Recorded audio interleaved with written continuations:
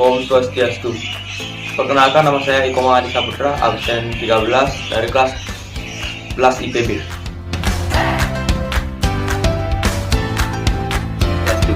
Perkenalkan, nama saya Egede Krisna Ditya, nomor absen 10, kelas 11 IBB. Om Swastiastu. Perkenalkan, di sini nama saya Panel Strame, nomor absen 29 dari kelas 11 IBB.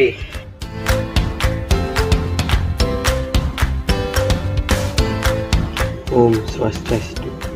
Perkenalkan, nama saya Imadi Lama Prasetya, nomor absen 14, kelas 11 IBB.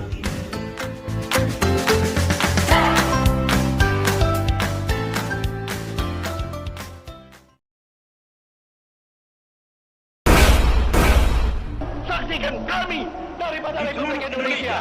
Kami hormati. Organisasi keagamaan.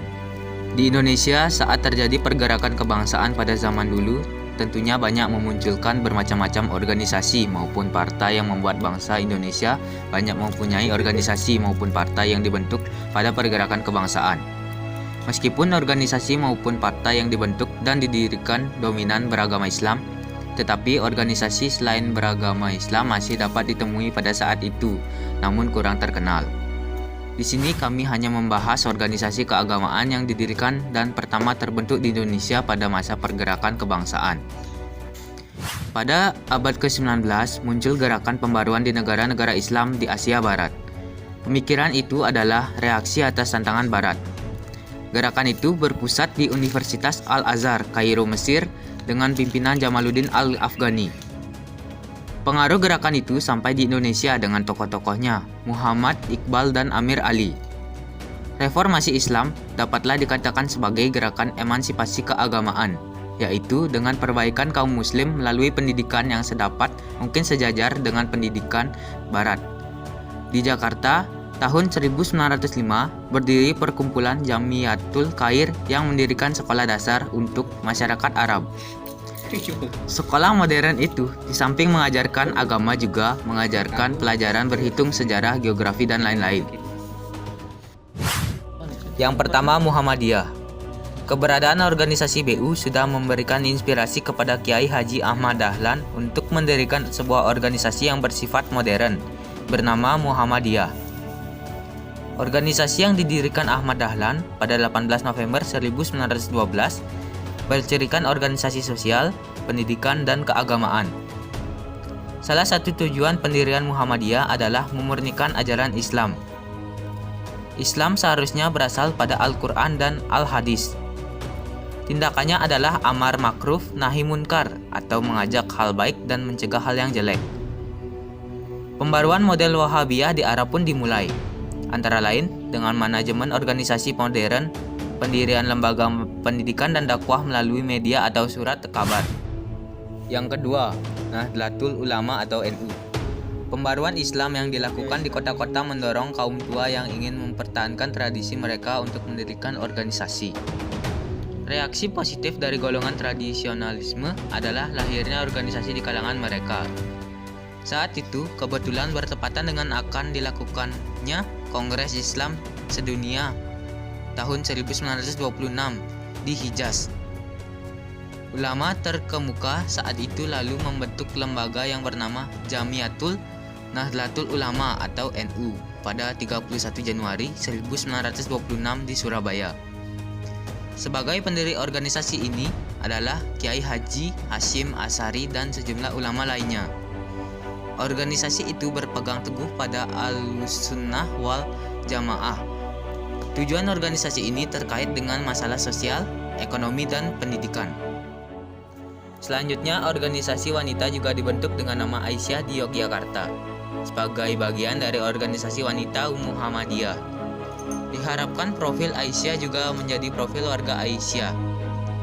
Aisyah yang masih eksis sampai kini didirikan sebagai pembaru peran kaum perempuan, terutama di bidang keagamaan.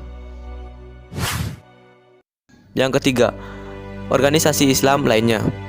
Gerakan Islam modern juga dilakukan oleh keturunan Arab di Indonesia. Pada tahun 1914 didirikan perkumpulan Al-Irsyad oleh Syekh Ahmad Surkati. Dia berkeinginan agar pendidikan agama Islam dilakukan sejak dini dan diajarkan terus-menerus. Juga dikembangkannya ukhuwah Islamiyah di antara pemeluk agama Islam. Banyaknya keturunan Arab yang berdomisili di Indonesia mendorong A.R. Baswedan untuk mendirikan Partai Arab Indonesia pada tahun 1934. Mereka berpendapat bahwa Indonesia sebagai tanah airnya, sebab mereka dilahirkan dari seorang perempuan Indonesia. Di Sumatera Barat berdiri Sumatera Tawalib. Organisasi itu didirikan oleh kalangan pemuda Sumatera Barat tahun 1918. Para pemuda itu mendapat pendidikan Islam di Mekah.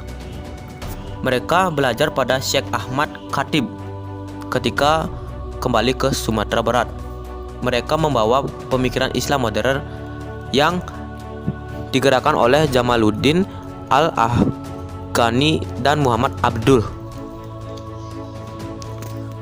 Organisasi itu memiliki tujuan untuk mengusahakan dan memajukan ilmu pengetahuan dan pekerjaan yang berguna untuk kemajuan dan kesejahteraan menurut agama Islam.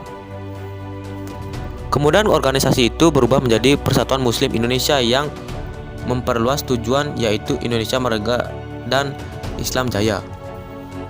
Organisasi itu khususnya bergerak dalam bidang pendidikan dan politik. Secara cepat, pengaruh organisasi itu meluas di Sumatera Barat. Sebagai organisasi politik yang radikal, Tawalib lalu dilarang untuk beraktivitas oleh pemerintah pada tahun 1936.